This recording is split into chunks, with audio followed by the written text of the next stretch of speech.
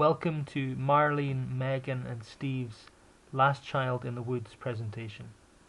Here we present a synopsis of Richard Louv's book, including how his diagnosis of nature deficit disorder is manifested, how nature can help to alleviate these symptoms, and also how we can personally help to negate nature deficit disorder by both advocating for improvements to our schools and by undertaking more nature-oriented learning activities.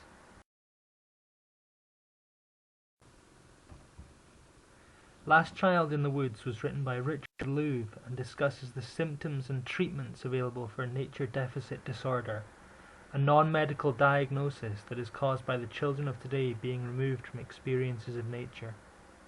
Louv strongly advocates for more outdoor-based play and immersion in natural surroundings.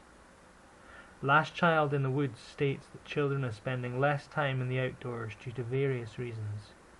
These include diminished access to nature, the numerous rules governing use of the outdoors and attendant threat of litigation, parent or guardian fears about their children's safety, lack of leisure time and the influx of distracting technology. Our group was interested in this book due to their interest in spending time outdoors. Also, one of our group members visited nearby Milner Gardens and learned from the garden's nature guide that children with behavioural problems are often calmed by the experiences they have there. Given our interests, Last Child in the Woods seemed a perfect fit.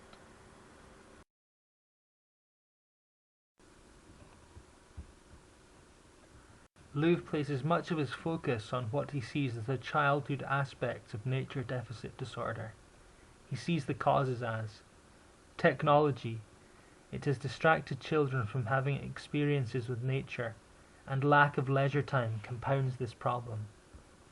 Also, accessible open space, especially in big cities, is diminishing, increasing pressure on government to overly legislate the use of remaining space.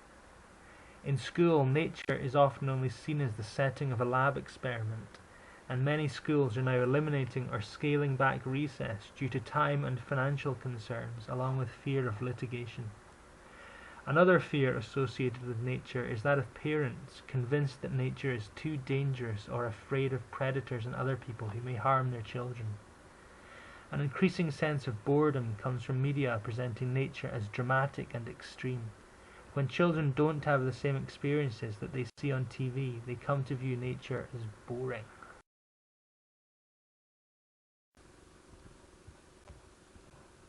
The manifestations of nature deficit disorder are numerous and varied. Removal from natural surroundings with a sedentary indoor lifestyle increases the incidence of mental health problems such as attention deficit disorder, depression, low self-confidence and loneliness. Those with this lifestyle are also more prone to illness and obesity. Also associated with lack of experiences of natural settings are diminished sensations, poor sense of community, poor social skills and lack of meaningful relationships. These are linked to increasing crime rates and magnify inner-city depression. Furthermore, nature is becoming abstract, only associated in our minds with such things as global warming, increasing our fear of or pity for the natural world. Children associate nature with fear and hurt, developing what is known as ecophobia, and therefore distancing themselves from nature. When nature is seen on TV, it is also often used as a background in adverts to sell new SUVs. This means that we lose any sense of connection to it. It would appear that many of the symptoms of nature deficit disorder can be alleviated by involvement in nature, or by building a greater connection to it. We will now examine the positive effects that immersion in nature can bring.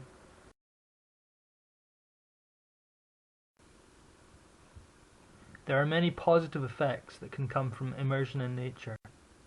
Nature is believed to reduce the incidence of attention deficit disorder, along with reducing stress and depression, and studies have also shown that children who live in areas with access to nature have less behavioural issues and anxiety.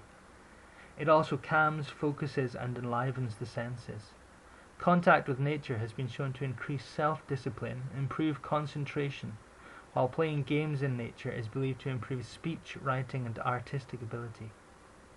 The stimuli in natural settings has been found to help inspire creativity, even for those only viewing pictures of nature. This is accompanied by increasing self-confidence and comfort levels and a greater sense of self-worth. Nature has also been shown to stimulate imagination by supplying free space and materials. Additionally, exploration, balance, and agility have been shown to improve with immersion in nature. Studies have shown that patients with a view of nature are likely to heal faster and have fewer recurring illnesses. For worrisome parents, Louvre suggests parents use controlled risk in nature by keeping their child within earshot or sight. Nature is a great way to maintain generational bonds. Nature fosters a desire for social interaction and promotes informal, egalitarian play and concern for the environment. Within the school setting, it has been found that more natural schoolyards encourage fantasy and make-believe, which is great for mental development. One theorist who strongly advocates for immersion in nature is Gardner. His multiple intelligences theory was modified to reflect the importance of the natural environment by advocating naturalist intelligence, which is heavily stimulated by immersion in nature. Harvard scientist Edward O. Wilson supports nature-based activity to increase our biophilia, our affinity for the natural world, while Simon Nicholson's loose parts theory that inventiveness and creativity are proportional to the variables present is backed up by studies showing that play on asphalt is done only in short segments, whereas play in nature is generally more fluid and lasts longer. Psychologists Stephen and Rachel Kaplan found that the brain adopts a mode of automatic attention due to the available stimuli in natural settings, which they refer to as fascination. This activity is deeply mentally restorative. It is clear that nature has many positive effects that can negate the symptoms of nature deficit disorder, even for those who cannot gain physical access to nature. Even viewing nature has been shown to increase creativity and promote faster healing.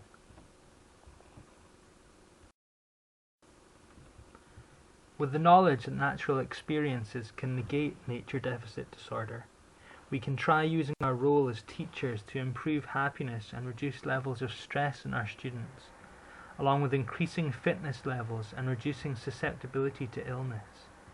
The mental, social, physical, and developmental rewards make incorporating natural experiences a must. One of the best ways to promote nature to our students is through the provision of field trips, discovery walks, local nature projects, and other similar activities. Louvre advocates using nature to teach all manner of subjects, such as biology, language art, and maths. This results in improved attendance, behavior, and engagement. Camps for children with learning difficulties have been shown to enhance self-esteem, leadership, academics, personality, and social relations. When it is not possible to go to camps or on field trips, the classroom can be used to enliven biology and connect children to nature through such things as fish tanks and terrariums, while naturalized school gardens can promote play, discovery, and fitness. A great resource is Project Wild, which brings together teachers, other professionals, and students to create meaningful nature-oriented learning experiences. At home, and where possible, parents or guardians can promote nature experiences through walks in local parks or wilderness areas, and by engaging in gardening activities with their children. We need to learn that the controlled risk is the key to safe and meaningful experiences.